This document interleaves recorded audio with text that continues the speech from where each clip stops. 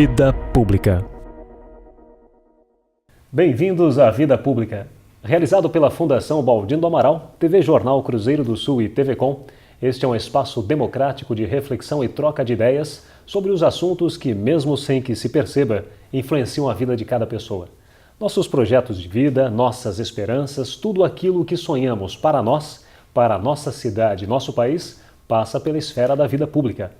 Espaço aberto à pluralidade, Vida Pública é um debate permanente sobre a realidade que nos cerca, para o qual estão convidados você, telespectador, e aqui, em nosso estúdio, todos os que têm alguma coisa importante a dizer. E a palavra hoje está com o presidente da 24ª Subseção da Ordem dos Advogados do Brasil, a OAB, aqui em Sorocaba, Alexandre Oguzzuco. Nascido em São Paulo em 10 de dezembro de 1969, Alexandre Oguzzuco é graduado em Direito na Faculdade de Direito de Sorocaba em 1995, com especialização em Direito Tributário pelo Centro de Extensão Universitária Ives Gandra da Silva Martins, em 1997. Casado com Graciela Bignami Oguzzuco e pai de duas filhas, Gabriela e Ana Carolina, Alexandre Oguzzuco é atualmente presidente da Comissão de Assistência Judiciária da OAB do Estado de São Paulo, de 2013 a 2015. É também professor universitário de Direito Tributário e de Ciências Políticas e foi coordenador, por 5 anos e meio, do curso de Direito da Uniso. Oguzzuco, muito obrigado pela participação no programa Vida Pública de hoje. Eu que agradeço, Fernando, é uma satisfação estar aqui falando com você e com todos os telespectadores e internautas que vêm acompanhando esse programa de sucesso Vida Pública. Parabéns pelo programa, a satisfação é minha. Eu não posso deixar de informar o nosso telespectador de que este programa ele é gravado. E nós estamos gravando exatamente no dia 10 de dezembro, dia do aniversário do Oguzzuco. Aliás, parabéns já de toda a nossa equipe por mais uma passagem do seu aniversário, Oguzzuco. Muito obrigado, é um presente. Né? Você vê que eu recebo da Fundação Baldino do Amaral esse presente de estar no Vida Pública na passagem do meu sodalício, do meu aniversário. Muito bem. Oguzzuco, este ano, 2013, você assumiu a Comissão Judiciária de Assistência Social, algo que é muito importante também para as pessoas no acesso à justiça. Poderia falar um pouco sobre o que é esta comissão, qual a finalidade dela? Bem, eu estou acumulando 2 cargos na OAB, né? Presidir a subseção de Sorocaba e também coordenar os trabalhos da Comissão de Assistência Judiciária do Estado de São Paulo. Para se ter uma ideia, Fernando, da importância dessa comissão hoje, nós temos, vamos chegar nas minhas estimativas, hoje 47 mil advogados prestando assistência judiciária. E agora, no mês que vem, no mês de janeiro, esse número deve saltar para aproximadamente 60 mil advogados. Então, todo um trabalho administrativo da ordem em coordenar e administrar a prestação de serviços que realiza essa legião de advogadas e advogados às pessoas carentes do Brasil, né? Esse é um trabalho muito bonito porque ele tem 2 vertentes. Esta vertente corporativa, que nós temos que administrar o trabalho desses 60 mil profissionais, que chegará a 60 mil profissionais, e o trabalho social, né? Toda pessoa carente que não tem condições de acessar a justiça, pagando as custas do processo e os honorários do trabalho de um advogado, de uma advogada, recebe do Estado a gratuidade. Então, não é porque a pessoa é pobre e que não tem dinheiro que ela não pode lutar pelos seus direitos, mas das vezes sonegados, inclusive pelo próprio Estado. E aí a Constituição Federal define como um direito fundamental do cidadão o livre acesso à justiça e como um direito fundamental do cidadão também a assistência judiciária gratuita àqueles que comprovarem insuficiência de recursos. Então, este trabalho de atender, né, mais de 1 milhão de pessoas no estado de São Paulo por ano, né, este trabalho de controlar e supervisionar mais de 1 milhão de ações ajuizadas por ano pela nossa advocacia, dá um pouco a conotação e a dimensão desse trabalho que nós começamos a realizar em janeiro deste ano e que vai até dezembro de 2005. É uma satisfação, mas é um trabalho também muito árduo, né, que tem aí retirado uma boa parte do nosso tempo, porque tenho viajado o estado de São Paulo inteiro, realizando reuniões, ministrando palestras sobre o tema e sobre o convênio da assistência judiciária. mas que ao final, todo esse esforço, porque é um trabalho voluntário, nada se recebe por isso, ao final a nossa remuneração vem na satisfação de ver a advocacia feliz, trabalhando feliz, e também o cidadão, a cidadã carente, através do trabalho dessa advocacia fantástica, prospectando uma vida melhor, tendo seus direitos reconhecidos e principalmente a sua condição de cidadão. A comissão existe há pouco tempo ou não? Não, essa comissão existe já. O primeiro convênio de assistência judiciária gratuita firmado pela OAB com o Estado de São Paulo foi em 1986. E a partir de então a comissão é instituída e ganha a importância que ganhou ao longo desses anos todos de trabalho. De 1986 para cá aumentou a procura das pessoas pela justiça? Só faz aumentar, Fernando. Por quê? Nós vivemos um maior período democrático republicano da nossa história. A história democrática do Brasil começa em 1988 e desde então nós temos aí 25 anos de estabilidade republicana e democrática. Desde 1500 é o maior tempo de estabilidade republicana e democrática. As consequências são conhecidas por todos, mas na democracia o que se cristaliza é a condição de cidadania. Não é à toa que agora em junho, milhões de brasileiros e brasileiras saíram às ruas protestar.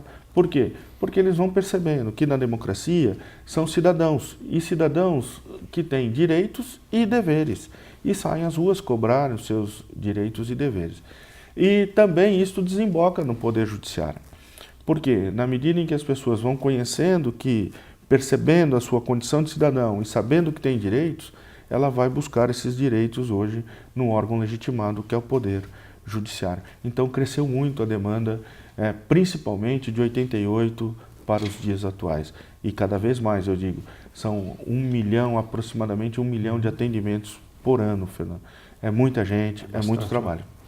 E hoje esses direitos são garantidos a todos os brasileiros, Augusto? A todos os brasileiros, indistintamente. Todos os brasileiros que demonstrarem insuficiência de recurso, necessitando demandar, necessitando pedir alguma coisa no Poder Judiciário, seja remédio para cuidar da sua saúde, seja creche para os seus filhos, escola para os seus filhos, tratamento médico adequado nos hospitais da rede pública, tudo são direitos, transporte, são direitos fundamentais do cidadão. Não é? Um dever do Estado, um direito do cidadão. Quando nós entramos no ônibus, tinha uma plaquinha ali, lembra? Transporte, um dever do Estado, um direito do cidadão. Assim é também a saúde, assim é também o transporte, a educação, enfim. E todo cidadão que tem ou não, que não tem esses direitos assegurados pelo Estado, vai encontrando hoje de uma maneira fantástica na justiça resguardo para isso. Né? Então, todo brasileiro, indistintamente do estado em que ele morar, tem direito à assistência judiciária gratuita.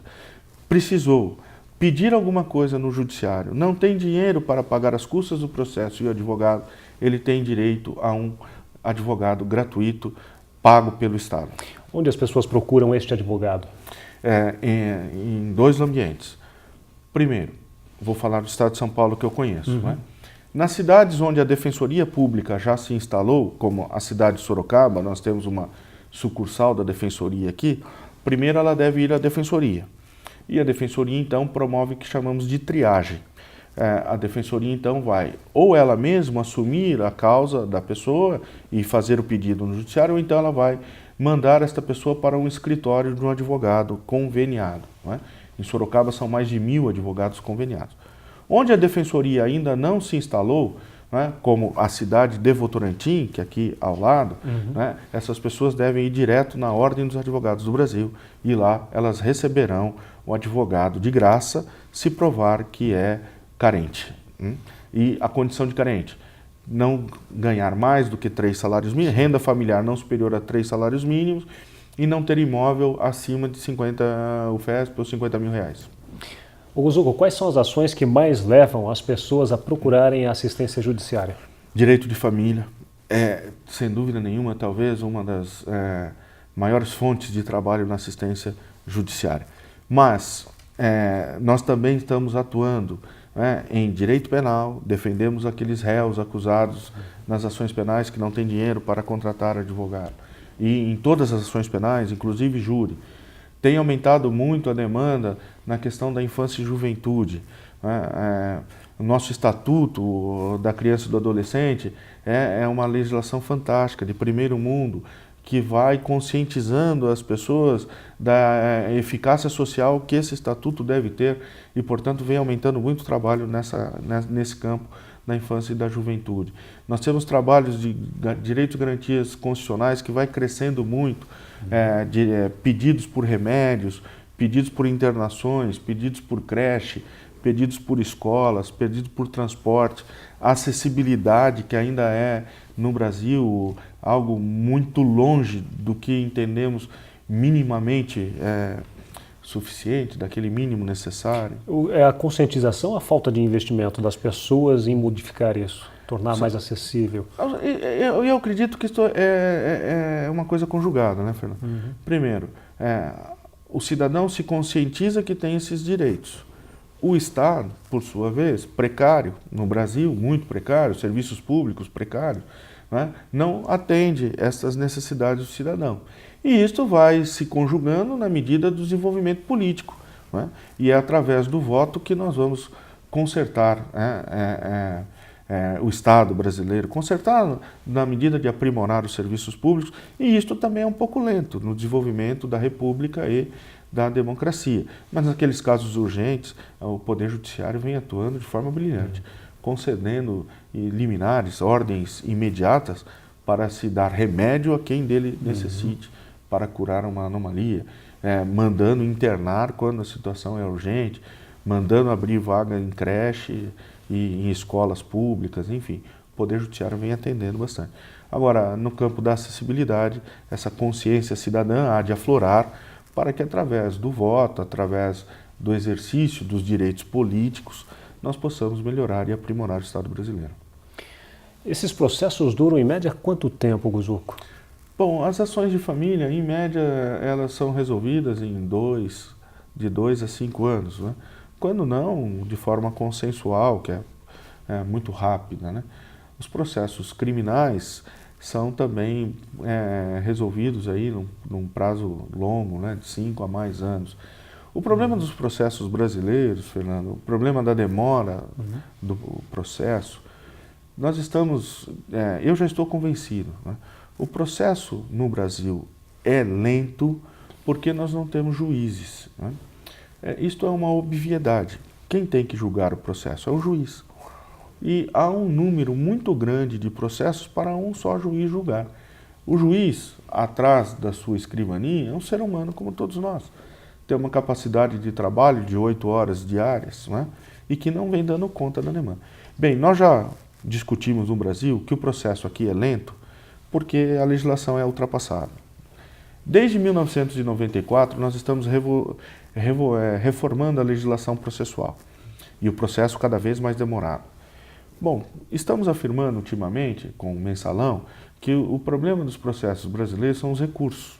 Ter recurso demais aqui no Brasil, o Guzuco e tal, também não é uma verdade. Né? O recurso é inerente ao Estado democrático de direito. Todo mundo tem direito, todas as pessoas que integram o Estado democrático de direito têm direito à revisão de uma decisão. Recorrer é ter direito a um segundo julgamento. E isto é assegurado pelo Estado democrático de direito. Senão, estariam sob a égide de uma democracia, de uma ditadura, melhor dizendo. Já chegamos a afirmar que os processos são demorados porque é papel muito velho, Guzuco, as pessoas já substituíram o papel, e aí vamos colocar o processo eletrônico. O processo eletrônico começa a formar uma fila assustadora. Tem 361 processos em uma vara em Sorocaba para despacho inicial. Para o primeiro despacho do juiz, já tem 360 na fila. Né? A obviedade, processo lento porque falta juiz. Faltam juízes, faltam serventuários da justiça.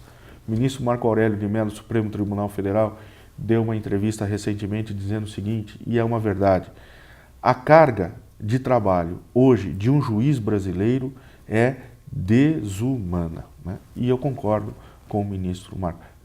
Nós precisamos de processo rápido. O que nós temos que fazer? contratar mais juízes, contratar mais serventuários da justiça, investir em computadores. Até recentemente os fóruns não tinham computadores. Os juízes pagavam do bolso, compravam computadores com seu salário, tirando do próprio bolso para colocar num prédio público para usá-lo a fim de imprimir uma maior velocidade no processo, no maior estado da Federação Brasileira. O que chega a ser um absurdo, na verdade, não é? O ministro César Peluso, ex-presidente do Supremo Tribunal Federal, o STF, defende apenas 2 graus de jurisdição, com o cumprimento imediato da pena. Você concorda com o encurtamento dos processos? Não se trata de um encurtamento propriamente dito. Hoje no Brasil já acontece isso. Nós temos a primeira instância e a segunda instância.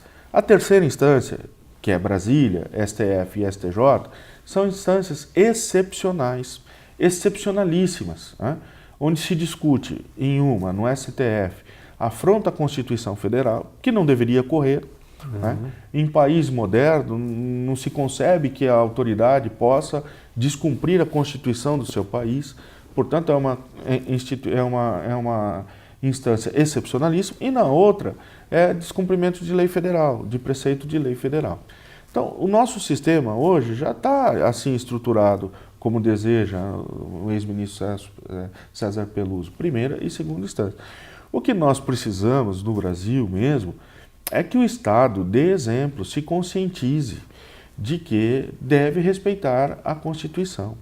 A Constituição foi feita para ser respeitada pelo cidadão e pelo governante, E a maioria dos casos que transitam hoje pelo STF são de desrespeito à Constituição pelo Estado e pelo governante.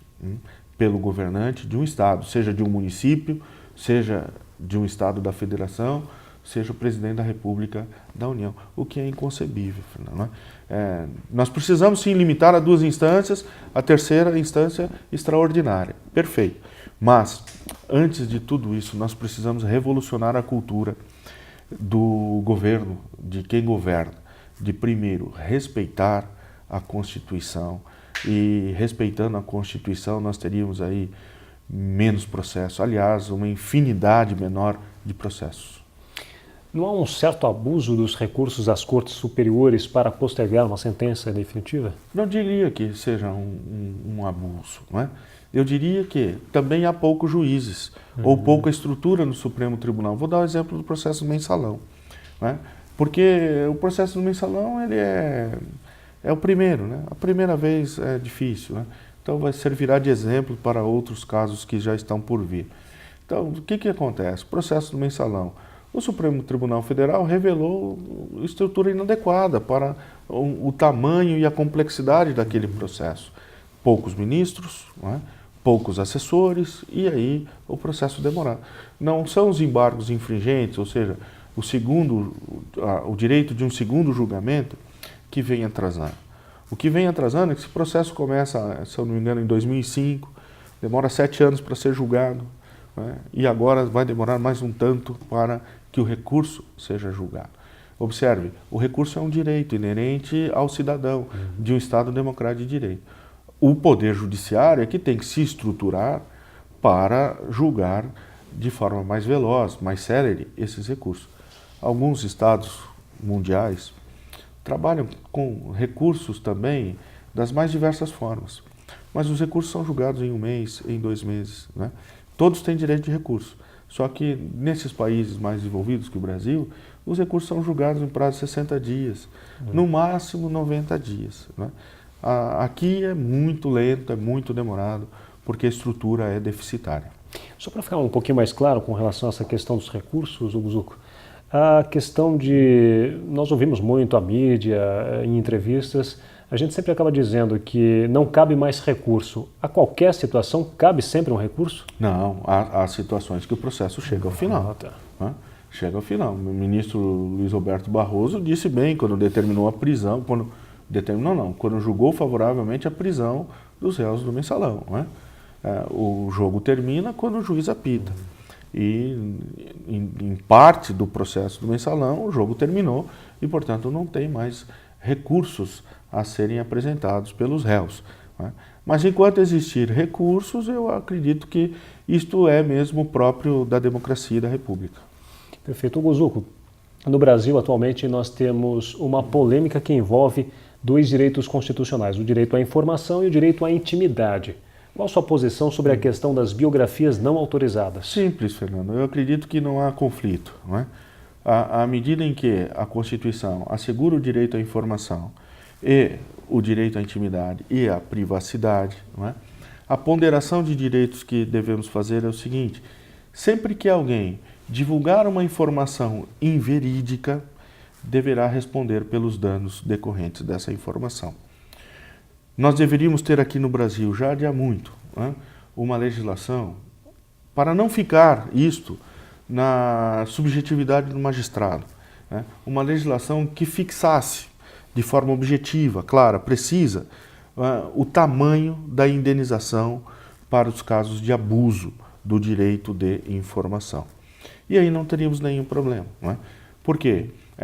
Prévia censura não cabe frente à Constituição, mas também informação distorcida não cabe.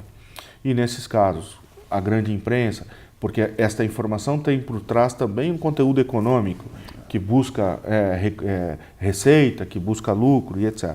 E essa informação distorcida deveria ser punida com uma indenização justa a reparar os prejuízos daquele que teve a sua intimidade e a sua privacidade destruída. Qual é o problema do Brasil? É que essas indenizações têm sido muito baixas, não é? Os tribunais brasileiros têm adotado uma técnica de definir o conteúdo, o tamanho da indenização, que não vem agradando nem a gregos, nem a troianos, tampouco aos brasileiros, não é? Daí porque eu acredito que esse impasse poderia ser solucionado de forma simples. Bastaria fixar numa lei específica o quanto, o tamanho, o valor da indenização pelos excessos praticados pelo direito de informação e liberdade de expressão. Em 2012 nós tivemos com as eleições a questão da ficha limpa e muitas candidaturas acabaram sendo rejeitadas por conta disso. Nós tivemos esta prova. Você acredita que essa lei de fato pegou? Eu acredito, Fernando. Eu acredito que essa lei ela não só pegou, como vai ainda revolucionar o Brasil, não é? Esta lei ela tem uma importância fundamental que as pessoas ainda não perceberam, até mesmo pelo desejo imediatista de justiça que existe no Brasil, né? Esta lei ela acaba com a ideia do rouba mais fácil, não é?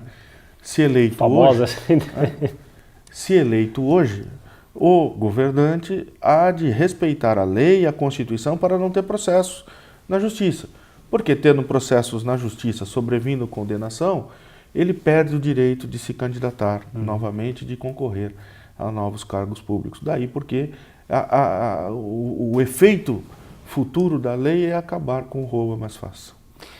Nas manifestações do mês de junho, nós tivemos várias vertentes, nós tivemos uma mais recente, e foi em São Roque, contra o Instituto Royal, sobre a questão do uso de animais, de cães, para testes e experimentos. E nós vimos o desfecho de toda essa história. Qual é o posicionamento da OAB com relação a esse tipo, não só da ação praticada pelos ativistas, como também o uso de animais para esses fins? A OAB Sorocaba, inclusive, tem uma comissão específica para a defesa dos direitos dos animais, né, e dos direitos que relacionam os animais com a humanidade, que foi muito atuante neste caso. Esteve presente em todos os momentos. E qual é o nosso posicionamento? O nosso posicionamento é coibir os excessos sempre, né?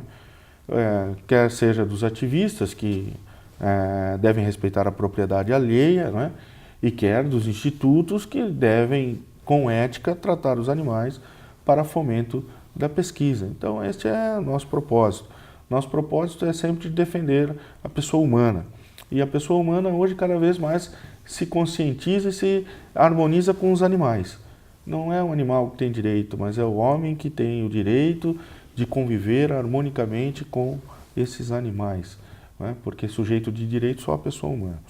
E a partir daí a construção de um conceito de ética e de um conceito de moral que há de permear essas relações E a comissão, presidida pela doutora Ilka Micheletti, vem fazendo um trabalho excepcional, uma das comissões que mais tem trabalhado nessa gestão da OAB, com afinco, com ideal, até com ativismo.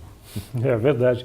Com relação à ação dos ativistas que invadiram o Instituto Royal, foi legítima? Eu não participei, né? Eu acredito que poderíamos ter outros caminhos para atingir os mesmos fins. Caminhos, inclusive, legais, né? Por meio de ações e etc.